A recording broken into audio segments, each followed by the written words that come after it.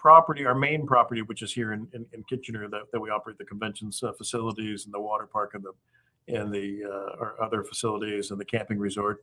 That was actually my grandfather's hobby farm.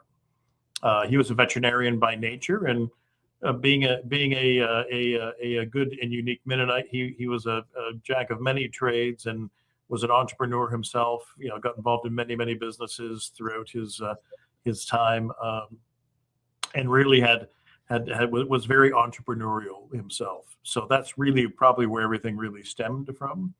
And through that, when my uncle Jonas Bingeman had graduated, he had a dairy grandfather had a dairy business that Jonas ran.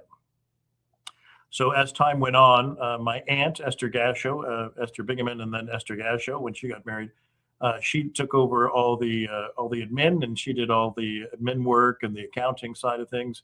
And then when my father came up, who was the third child in the family, he went into the operational side of things. And that's really how the three of them operated throughout the years moving forward. And it just, quite honestly, everything just grew organically. It went from the dairy business, delivering with horse and buggies and delivering pasteurized milk and making ice cream, and then getting into the dairy bar business, since they had all that as a little snack bar, which then grew into a little diner restaurant type of operation. And then they got into catering, and then so on, and then catering much more significant.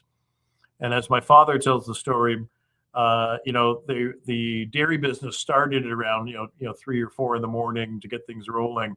The catering business was ending around 1 and 2 in the morning. And he said, we can't burn the candle at both ends. Something's got to go. And that's when they decided to sell the dairy business and really went into catering and utilizing the park facilities and kind of growing it to what we see today, quite honestly.